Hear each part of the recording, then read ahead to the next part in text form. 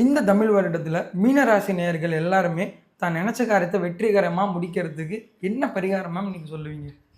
மீன ராசியில் பார்த்துக்கிட்டிங்க அப்படின்னா பூரட்டாதி 4ஆம் பாதம், உத்திரட்டாதி 1, 2, 3, 4 பாதங்கள், ரேவதி 1, 2, 3, 4 பாத நட்சத்திர நபர்களும் அவங்களுடைய நட்சத்திரம் வரும் நாட்களில் திருச்செங்கோட்டில் இருக்கின்ற அர்த்தநாரீஸ்வரர் வழிபாடு அல்லது கோயம்புத்தூரில் இருக்கின்ற கோணியம்மன் வழிபாடு, இந்த ரெண்டில் நீங்கள் எங்கே வேணாலும் போகலாங்க.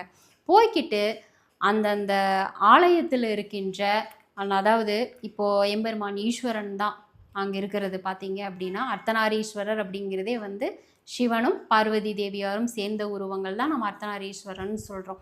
அவங்களுக்கு அபிஷேக பொருட்கள் பூஜையாக இப்போ நீங்கள் போகும்போதே பூஜை ஆயிட்டு இருக்குது அப்படின்னா நீங்கள் போயிட்டு பால் எடுத்துக்கோங்க, தயிர் வாங்கிக்கோங்க, இளநீர் வாங்கிக்கலாம், பன்னீர் வாங்கிக்கலாம், திருமஞ்சனம் வாங்கிக்கலாம். அந்த மாதிரி அபிஷேகம் பண்ணக்கூடிய பொருட்கள் ஒரு 5 பொருட்கள் வாங்கி நீங்கள் பகவானுக்கு அர்ப்பணம் பண்ணிவிட்டு அந்த பூஜையும் சிறப்பாக தரிசனம் பண்ணிவிட்டு வந்துடுங்க.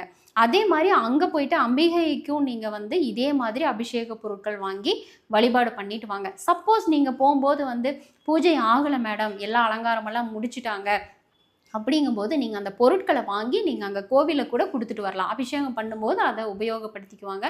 கட்டாயம் நீங்கள் இந்த வழிபாட்டை மேற்கொண்டீங்க அப்படின்னா உங்களுக்கு மீனராசியை பொறுத்த வரைக்கும் இந்த இந்த வருடம் எல்லா காரியங்களிலும் உங்களுக்கு எம்பெருமான் ஈசனும் பார்வதி தேவியாரும் கோணியம்மனும் உங்களோடு இருந்து உங்களோட எல்லா விஷயங்களையும் வெற்றிகரமாக நடத்தி கொண்டுட்டு போவாங்க.